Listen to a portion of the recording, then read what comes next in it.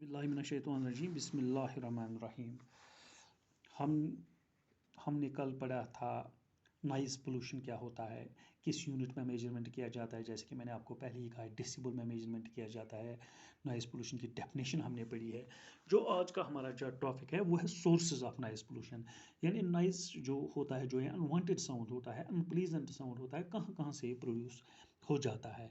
इसके लिए different sources है which causes this noise pollution, that is हम इंडस्ट्री की बात करें, देखो कितनी इंडस्ट्रियाँ चलती हैं, इंडस्ट्रीज़ फैक्ट्रीज़ की बात करेंगे हम, जैसे कि रोड रेल की बात करते हैं। जब रेल चलती है बहुत बड़ी आवाज़ आती है।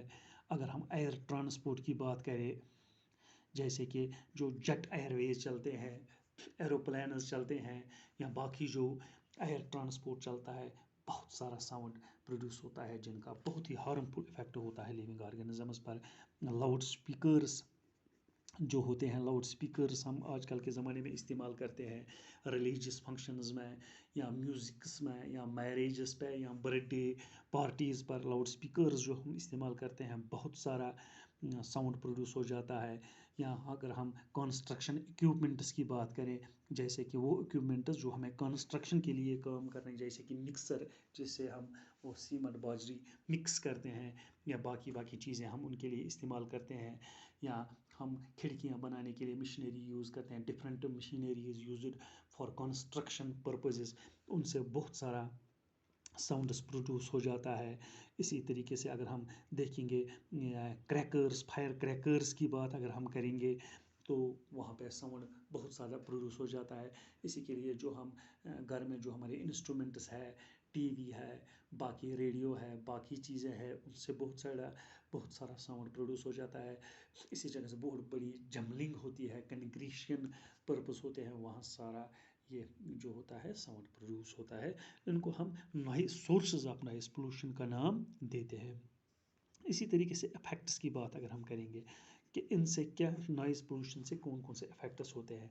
जैसे कि हार्ट बीट पर इसका असर पहला होता है, हार्ट पर ये असर करता है।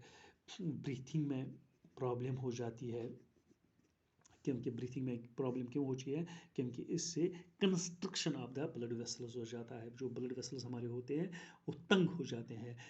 फिर क्या हो जाता है, हेडेक हो सकता है, हमें स्लीपलेसनेस हो जाता है, जिससे थकावट बाद में आती है, इरिटेबिलिटी हो जाती है, यानी हम इरिटेबल फील, हम कंफर्ट फील नहीं करते हैं।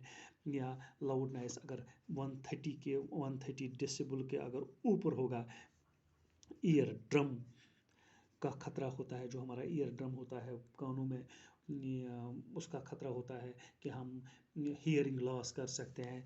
इसी तरीके से हेयर सेल्स जो होते हैं, हेयर सेल्स वो हम लॉस कर सकते हैं।